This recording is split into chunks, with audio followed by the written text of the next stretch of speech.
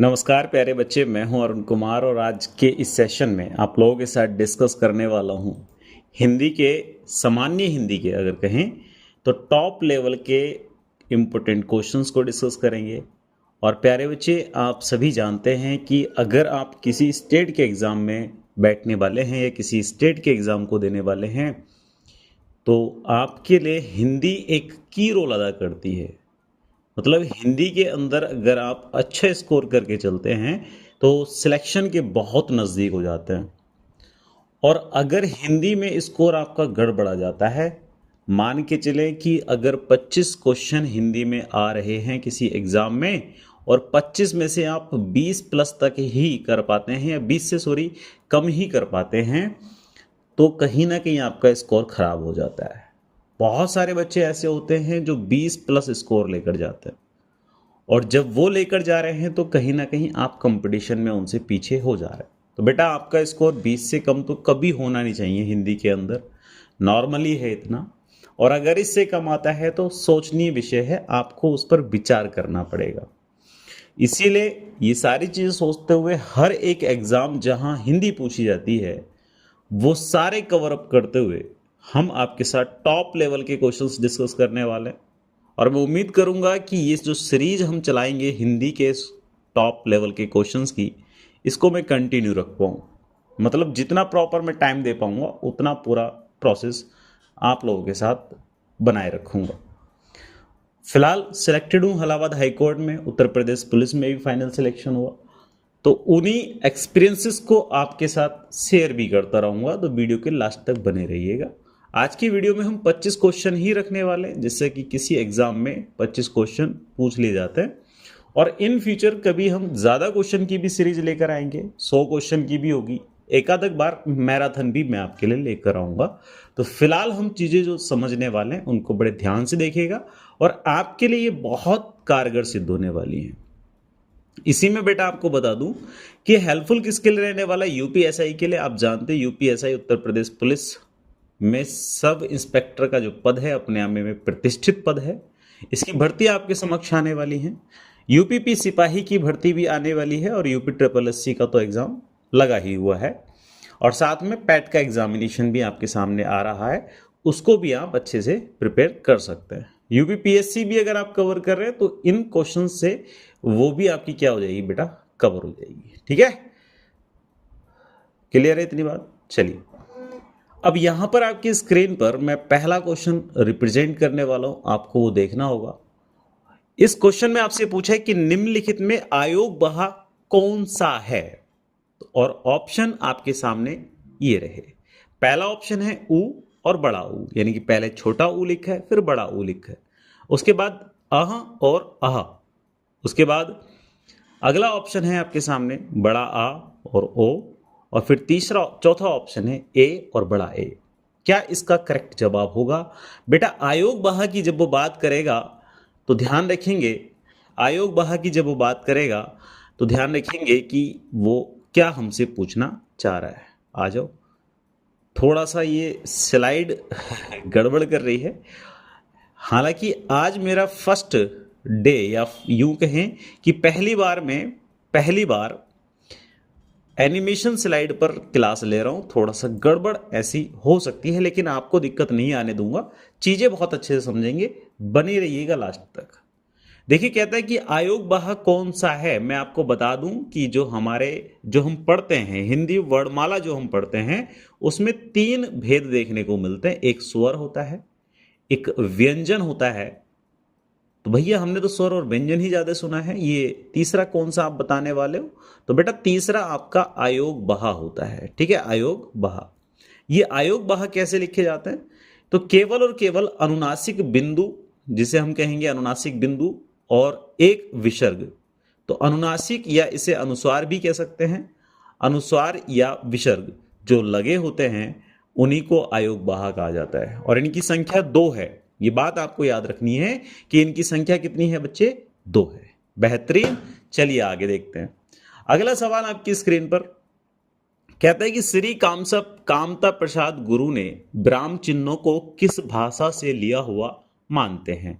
कामता प्रसाद गुरु हिंदी में जब भी कोई किसी रूल की या किसी नई चीज की बात होती है तो कामता प्रसाद गुरुजी की बात रखी जाती है। ठीक है, अब यहां पहला ऑप्शन अंग्रेजी दिया है, दूसरा फारसी, तीसरा फ्रेंच और चौथा दिया है चीनी। इनमें से कौन सी भाषा ऐसी है जिससे हमने ब्राह्म चिन्हों का प्रयोग किया है, या फिर हम ये कहें कि हमने ब्राह्म चिन्हों का इस्तेमाल किया है। ठीक है, कौन सी भाषा से हमने लिया है? तो बेटा आप याद रखेंगे अंग्रेजी भाषा, पहला ही करेक्ट आंसर हो जाएगा। अंग्रेजी भाषा इस सवाल का बिल्कुल सही जवाब हो जाएगा। ठीक है, चलिए नेक्स्ट आगे देखते हैं। अगला सवाल है, कौन सा शब्द तुर्की भाषा का नहीं है? ये की हो गया है लेकिन ये एक्चुअल में का लिखा हुआ है। ठीक, कौन सा शब्द तुर्की भाषा का नहीं है, आपसे सवाल पूछ रहा है बेटा। ठीक है, कौन सा शब्द तुर्की भाषा का नहीं है, आपसे सवाल पूछ रहा है।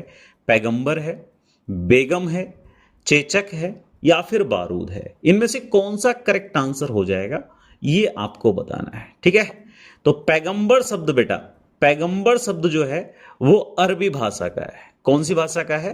अरबी।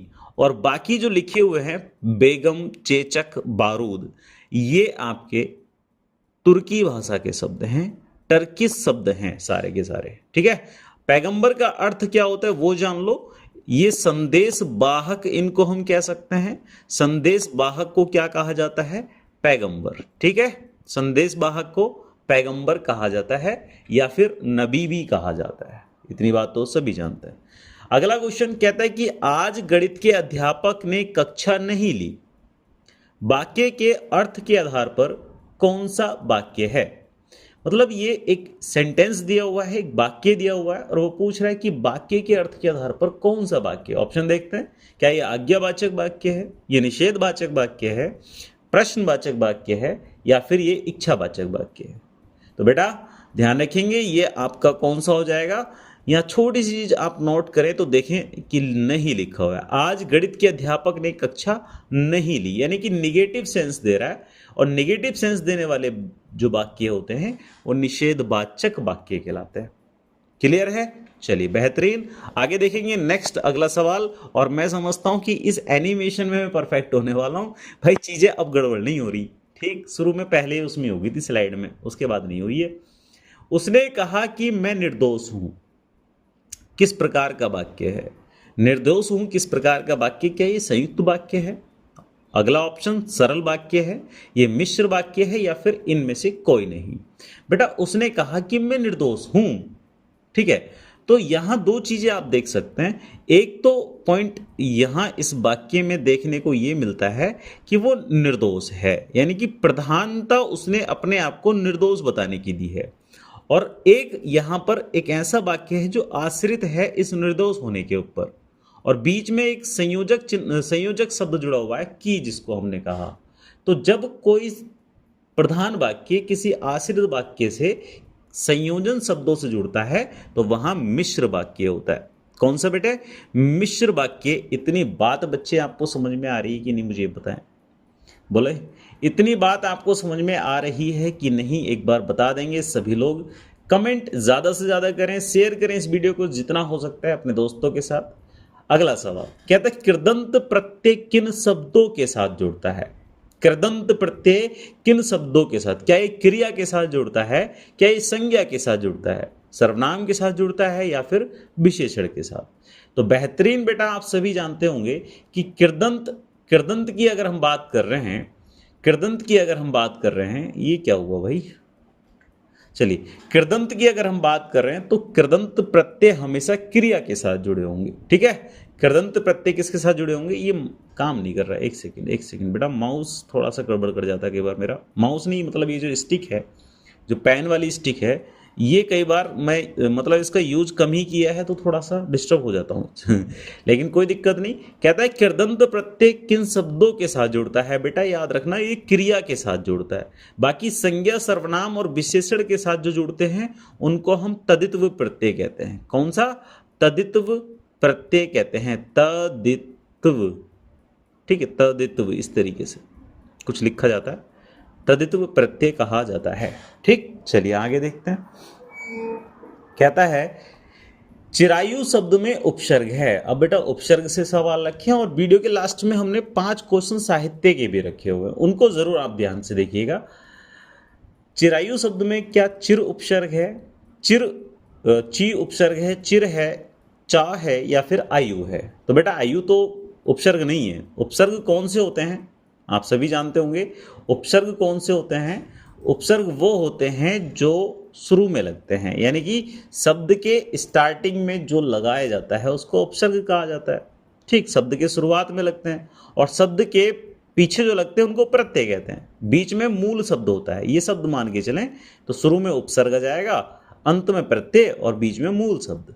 तो यहाँ चिरायु में पूछा है तो बेटा ध्यान रखना, चिर यहाँ पर क्या हो जाएगा? उपसर्ग हो जाएगा। एक कंडीशन छोटी सी बता दूं कि जब हम उपसर्ग जोड़ते हैं किसी मूल शब्द में तो इन दोनों से मिलकर जो नया शब्द बनेगा उसका भी कुछ ना कुछ अर्थ होना चाहिए। या फिर हम ये भी कह सकते हैं कि अगर हम किसी शब्द से उपसर्ग हटा देते हैं तो एक मूल शब्द हमें प्राप्त होना चाहिए जिसका कुछ अर्थ रहे। अब मान के चलें चिरायु लिखा था, ची इसमें से हटा दें तो क्या बचे रहा होगा क्या बचा होगा बेटा? रायु बचा होगा। रायु तो कोई शब्द होता नहीं, तो गलत हो जाएगा, है ना। चलिए बेहतरीन, आगे आ जाओ। अगला सवाल आपकी स्क्रीन पर बोलता है कि बनारसी किसकी उपबोली है? बनारसी किसकी उपबोली है? क्या ये भोजपुरी की उपबोली है, क्या ये बुंदेली की है, छत्तीसगढ़ी की है या फिर ये कन्नौजी की है? तो बेटा ध्यान रखना, ये आपसे पूछ रहा है कि बनारसी किसकी उपबोली है। ये भोजपुरी की उपबोली है। ठीक, तो साहब भोजपुरी क्या है? भोजपुरी क्या है बेटा? भोजपुरी है अपने आप में बोली। और ये भोजपुरी जो बोली है ये किस उपभाषा के अंदर आती है? तो ये बिहारी उपभाषा के अंदर आती है। ठीक है, बिहारी उपभाषा के अंतर्गत आती है। और इस उपबोली या इस उपभाषा के जो प्रमुख रचनाकार हैं वो कौन हैं? भिखारी ठाकुर। नाम याद रखना, बिहारी उपबोली या बिहारी बोली के जो प्रमुख रचनाकार हैं वो भिखारी ठाकुर हैं। ठीक, चलिए नेक्स्ट क्वेश्चन देखते हैं। कहता है कि प्रसारण का विलोम शब्द क्या है? देखो विलोम यहां पर इसने पूछा है, विलोम पूछा है। प्रसारण का विलोम प्रतिपादन है क्या, आरक्षण है, अंकुंचन है या सदर्शन? सदर्शन तो नहीं बेटा, ये सुदर्शन लिखा होगा। ठीक है, ऑप्शन में क्या लिखा है? सुदर्शन। एक सेकंड, ये क्या हो गया? ठीक है, अगला।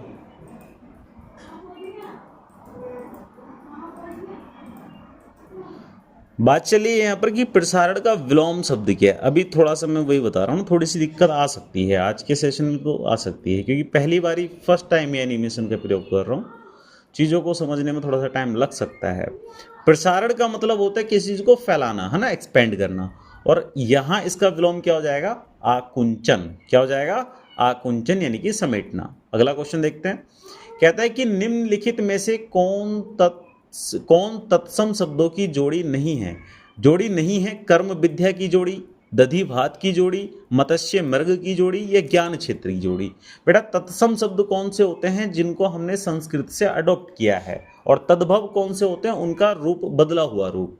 तो यहाँ कर्म और विद्या दोनों संस्कृत के ही शब्द हैं, डेफिनेटली। कर्म विद्या यानी कि जो पहले ऑप्शन पे लिखे हुए हैं। इसके बाद अगर देखें तो दधी और भात, ये वो ऐसे शब्द हैं जो तद्भव के अंतर्गत आते हैं। ठीक है, मत्स्य और मृग दोनों तत्सम है, ज्ञान क्षेत्र भी तत्सम है। आगे आ जाओ। अगला सवाल कहता है क्या? करपट का तद्भव रूप कौन सा है? करपट का तद्भव रूप क्या करपट ही है? तद्भव तो समझ आया ना, क्या है कि तत्सम से जो बदलाव हुआ है, जिनका उद्भव हुआ है वो शब्द। कारपेट होता है क्या? कपूर होता है? कपड़ा होता है? नहीं। करपट का तद्भव रूप कौन सा होता है बेटा? तो ध्यान रखेंगे आप, करपट का तद्भव रूप होता है कपड़ा। ठीक है, करपट का तद्भव रूप कपड़ा हो जाता है। आगे आ जाओ। चंद्रहास शब्द का पर्यायवाची है। पर्यायवाची पूछा है कि चांदनी है चंद्रहास शब्द का पर्यायवाची, पक्षी है, मनमथ है या करबाल है? बेटा चंद्रहास या चंद्रहास आपने सुना होगा, ये क्या है? चंद्रहास क्या है? तो इसको हम कह सकते हैं, जो आपने कृपाण देखा होगा, सिख समुदाय के लोगों के पास होता है कृपाण। वो चंद्रहास का ही एक पर्यायवाची है, या ये कहें कि चंद्रहास कृपाण को ही कहा जाता है। तो इसका जो करेक्ट आंसर होगा बेटा करबाल हो जाएगा। और क्या क्या पर्यायवाची हो सकता है? बिल्कुल तलवार भी हो सकता है, तलवार भी हो सकता है। और क्या हो सकता है बताओ जरा आप? तलवार हो सकता है, एक असी आता है, असी हम जिसे कहेंगे, असी भी हो सकता है, करबाल भी यहां पर हो गया। ठीक है, चलिए नेक्स्ट क्वेश्चन कहता है कि अनुपम का पर्यायवाची शब्द है स्वर्गीय, लौकिक, पार्थिव या फिर अद्वितीय। अनुपम का मतलब होता है बेटा जिसके जैसा कोई दूसरा ना हो। ठीक है, अनुपम का मतलब क्या होता है? जिसके जैसा कोई दूसरा ना हो, तो उसे हम कहेंगे अद्वितीय। ठीक, अद्वितीय मतलब कोई दूसरा ना हो उसके जैसा। इसे हम अनोखा भी कह सकते हैं। मतलब और क्या पर्यायवाची हो सकते हैं? देखो जरा एक बार, अनोखा भी कह सकते हैं, अनूप भी कह सकते हैं। ठीक है बच्चे, अनूप भी कह सकते हैं, अनुपम, अनोखा, अनूप, अद्वितीय, इस तरीके से। नेक्स्ट आ जाए, कहता है कि वाक्यांश के लिए एक शब्द बताइए जिसके हृदय में ममता ना हो। अच्छा, बिना ऑप्शन के बताने का प्रयास करते हैं। देखो वो कह रहे हैं जिसके हृदय में ममता ना हो, एक ऑप्शन तो सामने आ गया। निर्गुण, क्या निर्गुण होगा? ना, निर्गुण नहीं होगा। जिसके हृदय में ममता ना हो यानी कि मर्म ना हो, मर्म ना हो तो निर्मम हो सकता है ना। चलिए ऑप्शन तो सामने है ही, option number B correct answer है, निर्मम बिल्कुल सही जवाब हो जाएगा। अगला सवाल देख लेते हैं। आपसे पूछ रहा है कि नाक का बाल होना मुहावरे का अर्थ है। नाक का बाल होना मुहावरे का अर्थ क्या है? तो बड़ा ही अच्छा सवाल है। अधिक समीप होना, अधिक प्रिय होना, कष्ट देना या फिर पालतू होना।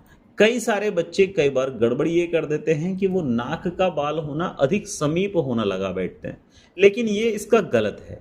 इसका जो करेक्ट आंसर है बेटा वो है ऑप्शन नंबर बी, अधिक प्रिय होना। ठीक, चलिए नेक्स्ट क्वेश्चन, अगला सवाल देखते हैं। पुरस्कार में कौन सी संधि है? संधि से सवाल है आपके सामने। स्वर संधि, व्यंजन संधि, विसर्ग संधि या फिर कोई नहीं। तो डेफिनेटली आपको एक छोटी सी चीज पता होगी कि संधि के कितने भेद होते हैं। संधि के कितने भेद होते हैं बेटा? 3। कौन कौन से सर, एक बार बताओ। स्वर भी भेद है संधि का, व्यंजन भी भेद है संधि का, और विसर्ग भी भेद है। ये तीनों ही भेद किसके हैं? संधि के हैं। लेकिन जब पर्टिकुलरली एक शब्द पुरस्कार में उसने हमसे पूछा है कि कौन सी संधि है, तो ध्यान रखना यहां विसर्ग संधि हो जाएगी। ठीक है, विसर्ग संधि, ऑप्शन नंबर सी। अच्छा, पुरस्कार यानी कि यहां हम आधे से हमने पहचाना है, जहां ये तीनों प्रकार के से आ जाएं, से वहां विसर्ग संधि होना लाजमी है। विसर्ग संधि को जब हम डिटेल में कभी पढ़ रहे होंगे तो और भी चीजें आपको बताएंगे कि कहां कहां विसर्ग संधि होती है। अगला सवाल कहता है वचनामृत समस्त पद का विग्रह क्या होगा? वचनामृत समस्त पद का विग्रह यानी कि समास विग्रह वाला सवाल। अमृत रूपी बचपन, वचन, वचन और अमृत, अमृत जैसी वाणी या वचन रूपी अमृत। तो इस क्वेश्चन का करेक्ट आंसर क्या हो जाएगा बेटा? Option number D. Option number D इस क्वेश्चन का करेक्ट आंसर हो जाएगा।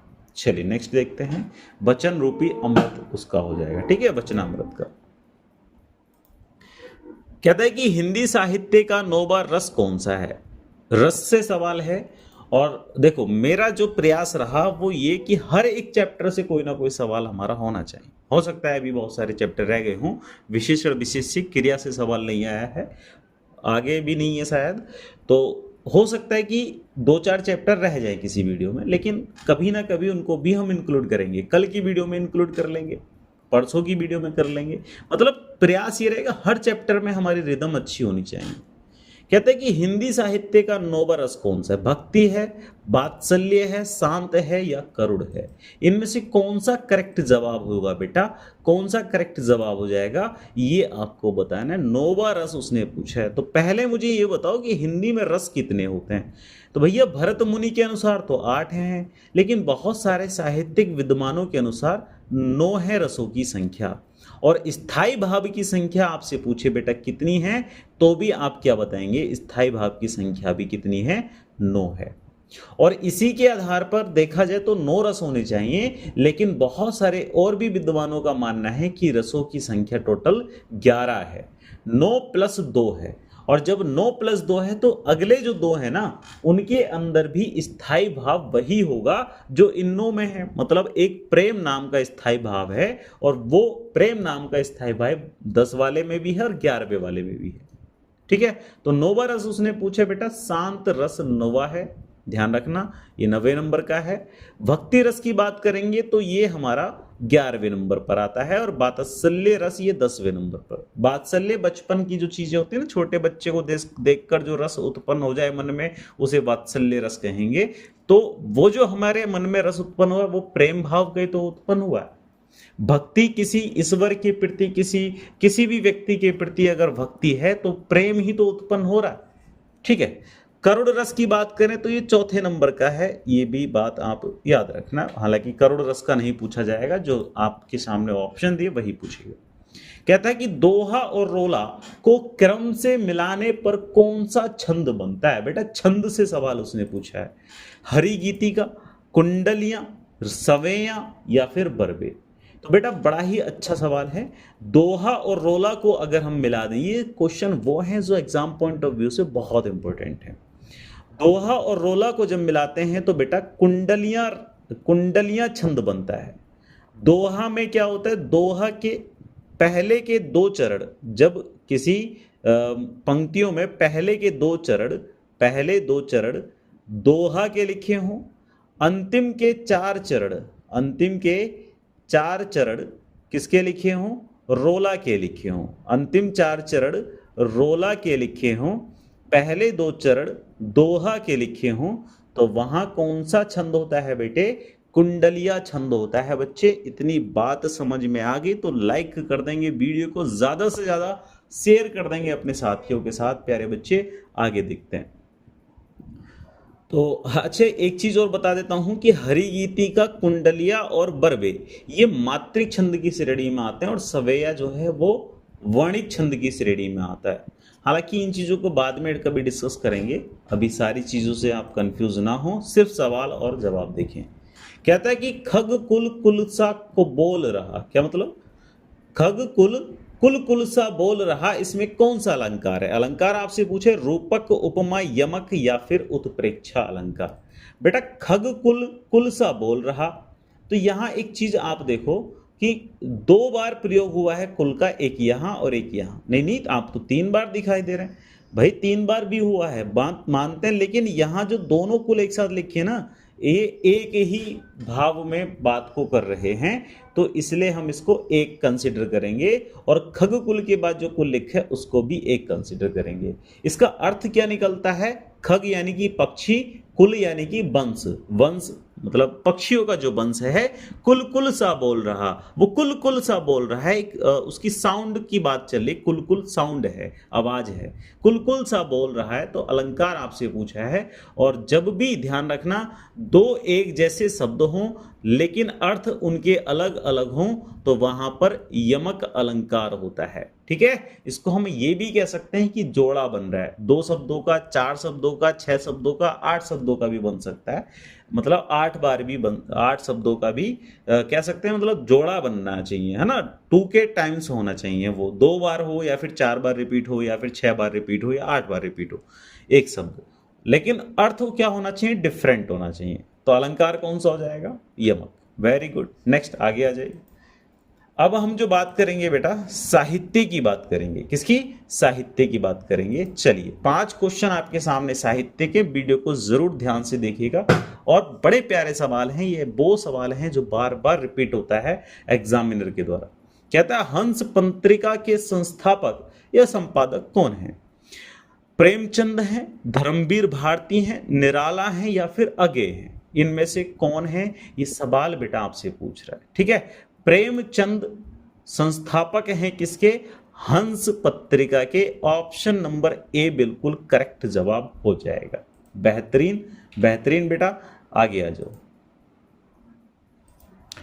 कहता है कि हिंदी के सर्वप्रथम प्रकाशित पत्र का नाम क्या है। हिंदी में पहली बार जो पत्र प्रकाशित हुआ था उसका नाम आपसे पूछ रहा है। ठीक है, कौन सा है? सम्मेलन पत्रिका है क्या? सरस्वती है क्या? उदंत मार्तंड है क्या? नगरी प्रचारिणी सभा है क्या? बेटा ये तो आपको करेक्ट याद होना चाहिए ही चाहिए। बहुत पूछा जाने वाला सवाल है और बहुत ही ज्यादा महत्वपूर्ण भी है, तो ये आपको याद होना चाहिए। उदंत मार्तंड इसका नाम है, जो हिंदी का सर्वप्रथम, हिंदी में सबसे पहले प्रकाशित हुआ था पत्र। कब हुआ था बेटा? तो ध्यान रखना, ये 30 मई को हुआ था, 30 मई को, और 1818 को हुआ था आई थिंक। एक बार इसकी डेट आप क्लियर कर लेना, ठीक है। 30 मई को 1818 को हुआ था उद्दंड मार्तंड, उद्दंड मार्तंड। 1826 को, सॉरी फॉर दैट, अभी इसको करेक्ट कर देते हैं, 1826 को हुआ था।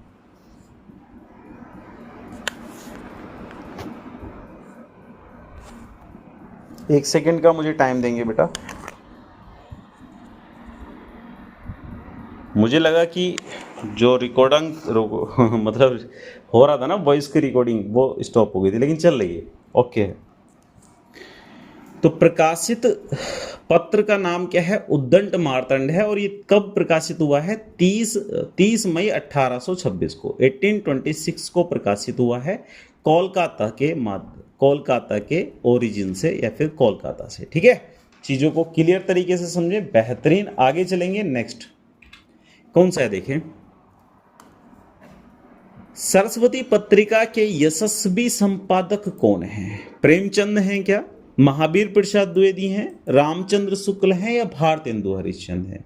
तो बेटा ध्यान रखेंगे, इसका सही जवाब क्या होगा? महावीर प्रसाद द्विवेदी, ठीक है, Mahavir Prasad Dwivedi, option number B. Next आ जाओ आगे। हिंदी पत्रिका कादम्बरी के संपादक कौन है? कादम्बरी एक पत्रिका है, उसके संपादक कौन है? डेफिनेटली ये आपको याद होना चाहिए। क्या ये राजेंद्र अवस्थी होंगे, राजेंद्र यादव होंगे, राजेंद्र प्रसाद होंगे, या फिर दुर्गा प्रसाद होंगे? ऑप्शन देखिए सर आप, कितने कंफ्यूज करने वाले ऑप्शन है ना। मतलब ये वो क्वेश्चन है जो देखने में तो आसान लगेगा, आपको याद भी आसानी से हो जाएगा, लेकिन जब ऑप्शन देखेंगे तो आप कंफ्यूज हो जाएंगे, यार अवस्थी थे, यादव थे, प्रसाद थे, और प्रसाद भी थे तो दुर्गा प्रसाद तो नहीं थे। तो चीजें हैं थोड़ी सी, है ना। मतलब कई बार चीजें हमें देखने में लगती हैं बहुत ईजी हैं, पर ना बेटा ना, प्रैक्टिस मांगती हैं चीजें। राजेंद्र अवस्थी इस क्वेश्चन का बिल्कुल करेक्ट जवाब है। इस वीडियो का लास्ट क्वेश्चन जो कि बहुत अच्छा है वो देख लेते हैं एक बार, उसके बाद वीडियो को यहीं रोकेंगे। आगे की वीडियो हम, यानी कि आगे की चीज़ें अगले किसी वीडियो में समझ रहे होंगे। और ये सारी बातें आपको अच्छे से समझ में आ रही हो ना बेटा, तो चैनल को सब्सक्राइब करने में कंजूसी ना किया करो तुम लोग, तुम्हारे ही काम की चीज़ें हैं। और अपने साथियों को, जो तुम्हारे साथ पढ़ रहे हैं ना लोग, उन्हें भी भेज दो, ताकि प्रैक्टिस वो भी कर पाएँ सारी चीज़ें। आजमगढ़ रीडर किस प्रेस से प्रकाशित हुई है? क्या एक गवर्नमेंट प्रेस से हुई है, इंडियन प्रेस से हुई है, आर्यन प्रेस से हुई है, या फिर इलाहाबाद मिशन प्रेस से हुई है? बेटा बड़ा ही अच्छा सवाल है। Allahabad mission press, option number D इस क्वेश्चन का बिल्कुल सही जवाब हो जाएगा। और ये वीडियो का लास्ट क्वेश्चन था, इसके बाद चीजें अगले किसी वीडियो में हम समझ रहे होंगे। Thanks for watching, like share and subscribe जरूर करें सारे बच्चे। और मैं आपको एक चीज यहाँ से बता देता हूँ कि जैसे जैसे मुझे टाइम मिलता है, जैसे जैसे मेरे पास समय होता है, थोड़ी सी समय की पाबंदी तो है भाई, है ना, जैसे जैसे समय होता है मैं आप लोगों के लिए क्लासेस यहाँ पर अवेलेबल कराता हूँ, ठीक। बहुत जल्दी हम चीज़ें और भी ब्रॉड लेवल पर लेके आने वाले हैं। क्लासेस आप लोगों के सामने विद इन बोर्ड या बोर्ड और कैमराज वाली होने वाली हैं, लेकिन थोड़ा सा टाइम लग सकता है उन चीज़ों में, तो कोई बात नहीं, तब तक हम इन चीज़ों से अपना काम बढ़िया तरीके से चला रहे हैं, जिससे भी हम चला पा रहे हैं, ठीक है। मिलते हैं नेक्स्ट वीडियो में, तब तक के लिए सभी को नमस्कार। और भाई आप लोग अपनी तैयारी करते रहें अच्छे से। ये वीडियो एंड कहाँ से होगी भैया, ये भी देखना पड़ेगा। कीप डिस्कार्ड, ओके चलिए ठीक है, हो जाएगी, ठीक है, बाय।